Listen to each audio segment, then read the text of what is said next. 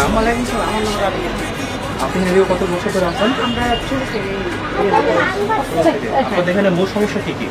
মোট সমস্যা আমরা কিছু লোক না থাকি, আমরা কোনো পানি নাই, কারেন্ট নাই, তারপরে বাথরুম নাই।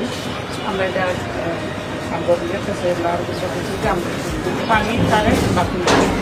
এখন মূলত পানি কোন জায়গা থেকে না? আমরা পানি কিনা খাই।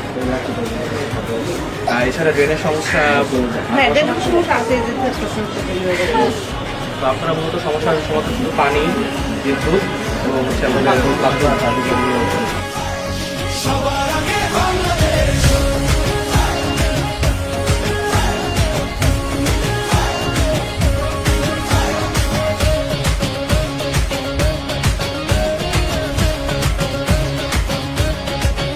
মেজর জিয়ার স্বাধীনতার ঘোষণা, প্রতিরোধ গড়ে তোলার প্রেরণা, বাংলাদেশ আবার ঘুরে দাঁড়াবে নতুন দিনের সম্ভাবনায়।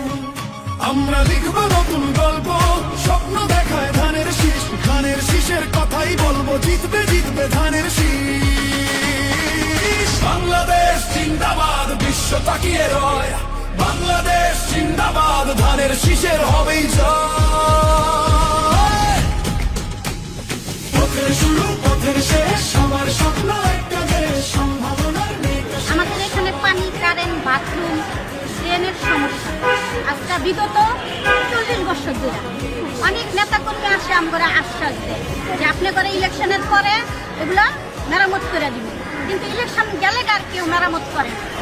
তা এখন আমরা জাইকবার কাছে গেছিলাম সমস্যা নিয়ে, ভাই আমাদেরকে কারেন্ট দিবেন, পানি দিবেন, ড্রেন পরিষ্কার করে দিবেন, টয়লেট দিবেন, আমাদের রান্না করার কোনো ব্যবস্থা নেই।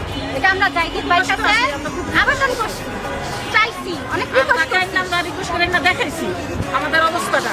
আমরা কথা বলছে যে আমার নিজস্ব ফান্ড থেকে আপনাদেরকে এগুলো কইরা দিই, আপনারা চিন্তা করেন না। কিছু করছে হ্যাঁ, উনি আমাদের বাথরুমের কাজ শুরু করছে, কয়েকদিন পরে পানির কাজ শুরু করবে, এখন তো বিদ্যুতের কাজ করছে। নির্বিশেষ সবার আগে বাংলাদেশ।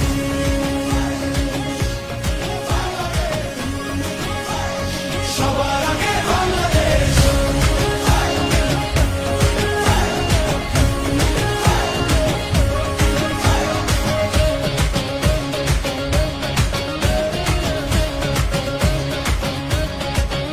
মেজর জিয়ার স্বাধীনতার ঘোষণা, প্রতিরোধ গড়ে তোলার প্রেরণা।